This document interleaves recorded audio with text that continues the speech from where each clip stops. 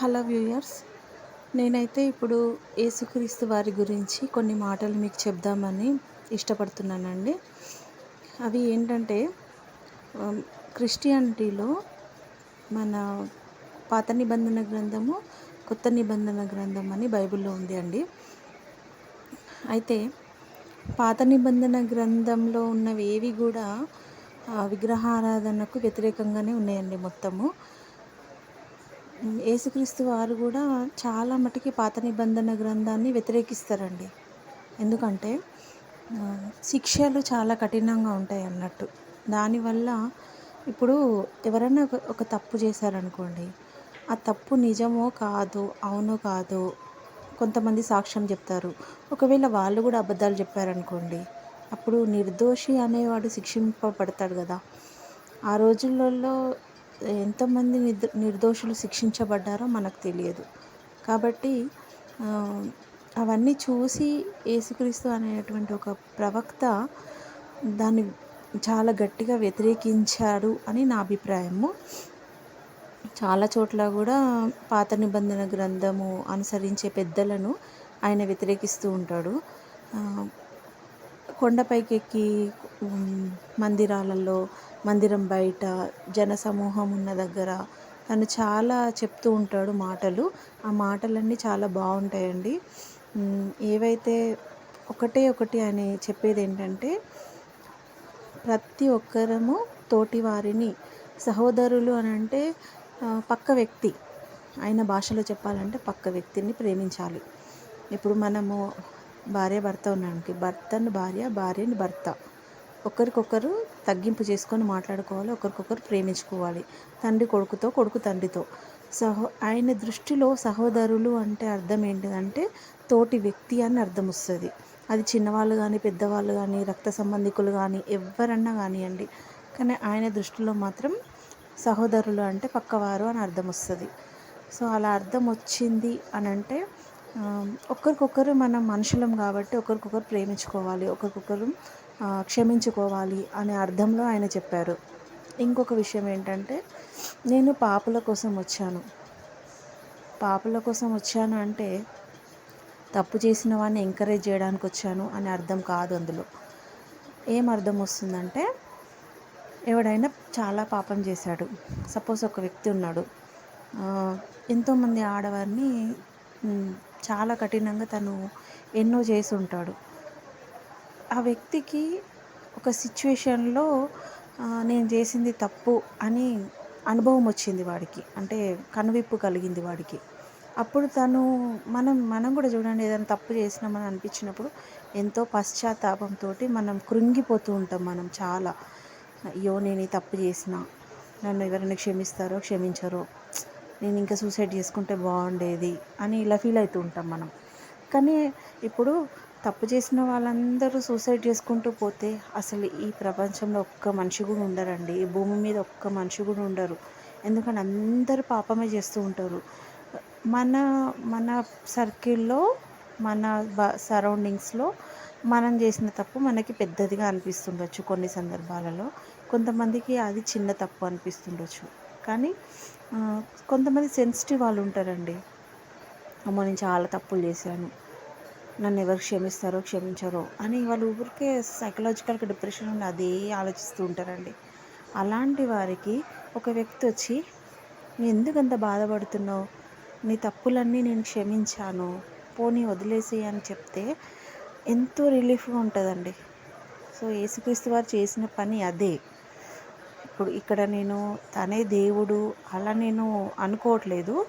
But ఎవరైనా ఫ్రెండ్స్లో కూడా చూడండి, మనం ఏదైనా పశ్చాత్తాపంగా ఆలోచిస్తే పోనీలేరా నేను ఉన్నా నీ కోసం అని ఇలా మాట్లాడినప్పుడు మనకి ఎంతో రిలీఫ్గా ఉంటుంది. సో యేసుక్రీస్తు వారు చేసిన పని అదే అనిపిస్తుంది. పాపుల కోసం వచ్చాను అని అంటే పాపులను ఏదో ఇంకా పాపం చేయండి నేను చూసుకుంటా అని అట్లా కాదండి.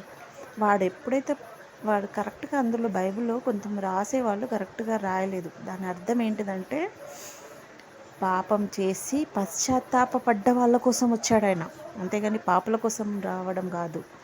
ఎవరైతే నిజంగా పశ్చాత్తాపపడ్డ వాళ్ళ కోసం వచ్చాడు అన్నట్టు ఆయన. నిజంగా పశ్చాత్తాపపడ్డ వాళ్ళు ఎలా తెలుస్తుందంటే వారి మనసుకే వదిలేస్తున్నా అంతే.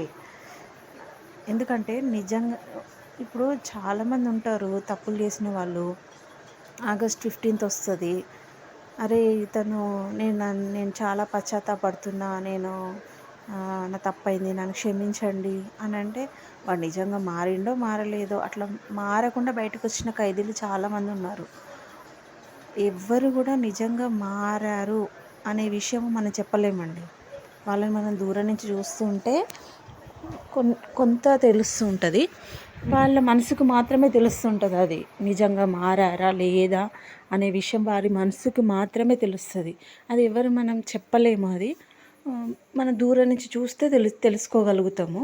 కొన్నిసార్లు మన కళ్ళు చూసేవి కూడా అన్ని నిజాలు ఉండవు, చెవులు వినేవి కూడా అన్ని నిజాలు ఉండవు. అది అందరికీ తెలిసిన విషయమే అది. సో నేను ఇక్కడ చెప్పేది ఏమిటంటే పాత నిబంధన గ్రంథాన్ని యేసుక్రీస్తు వారు చాలా చోట్ల వ్యతిరేకించినట్టే, ఎలా అయినా కూడా కొంచెం వ్యతిరేకించినట్టే.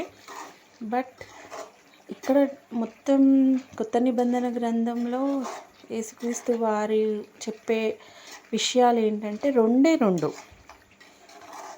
రెండు విషయాలండి.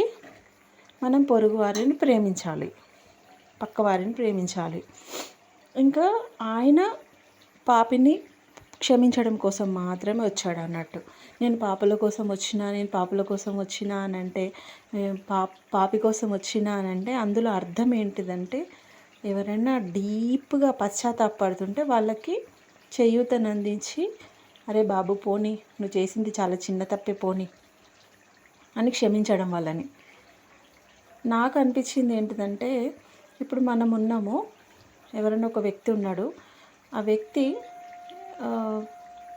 నా తల్లినో తండ్రినో చంపేసింది అనుకోండి, నాకు చాలా కోపం ఉంటుంది అతని మీద. నేను అతన్ని ఎప్పటికీ క్షమించలేను. నా తల్లిని, నా తండ్రిని, నా కుటుంబ సభ్యులను, నా కడుపున పుట్టిన పిల్లల్ని కానీ అతి క్రూరంగా వాళ్ళని చంపేసింది అనుకోండి, అతి క్రూరంగా వాళ్ళని బాధ పెట్టింది అనుకోండి, మనం బాధపడడానికి కారణం అతను అయ్యిండు అన్నప్పుడు వాళ్ళని మనం ఎట్టి పరిస్థితుల్లోనూ మనం క్షమించలేము, వాళ్ళని అస్సలు క్షమించలేము మనం. కానీ ఇప్పుడు ఈ క్రిస్టియానిటీలో యేసుక్రీస్తు వారు ఏం చెప్తున్నారు, అలాంటి వాళ్ళని కూడా మనం క్షమించాలి అని చెప్తున్నాడు. ఇది ఎట్లా పాసిబుల్ అవుతుంది? ఇది పాసిబుల్ అవ్వదు, అస్సలు అవ్వదు. ఇప్పుడు ఒక చర్చికి నేను వెళ్తున్నాను, అదే చర్చికి నన్ను ఎంతో బాధ పెట్టిన వ్యక్తి కూడా వస్తున్నాడు అనుకోండి, దేవుడు అతన్ని నిన్ను క్షమిస్తున్నా, అతన్ని క్షమిస్తున్నా అని అంటే నేను చిన్న తప్పులు చేసిన, అతన్నేమో పెద్ద తప్పులు చేసిన, నాకు తెలుసు అది. కానీ అయినా కూడా అతనికి, ఇప్పుడు అతను ఒక పొలిటీషియన్ అనుకోండి, తను చాలా తప్పులు చేసిండు తెలుసు అందరికీ, అయినా కూడా అతనికి చర్చిలో తీసుకొచ్చి కండో కప్పేసి తనని సన్మానించి తనని క్షమించి అట్లా చేస్తున్నారంటే ఎవరికైనా చాలా బాధ అనిపిస్తుంది. సో ఇదొక్కటి అర్థం కాని విషయమే. బట్ ఏంటంటే మనకు నచ్చని విషయమే ఇది. అంటే అంత ఈ సందర్భం కూడా దేవుడు చెప్తాడు, సద్దుకయ్యులని, పరిసయ్యులని, మళ్ళీ తర్వాత దాంట్లో నేరం చేసే వాళ్ళని దేవుడు వాళ్ళతో కలిసి కూర్చొని తింటుంటే చాలామంది చెప్తుంటారు, ఈయనేంటి వాళ్ళతోటి ఉన్నాడు, వాళ్ళని గౌరవిస్తున్నాడు అని చెప్పి అనుకుంటారు. ఆ సందర్భం కూడా వస్తుంది.